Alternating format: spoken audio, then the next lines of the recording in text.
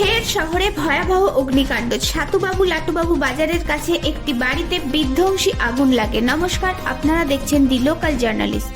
শুক্রবার সকালে ছাতুবাবু লাটুবাবু বাজারের কাছে একটি বাড়িতে বিধ্বংসী আগুন লাগে। পুরো এলাকা কালো ধোঁয়ায় ঢেকে যায়।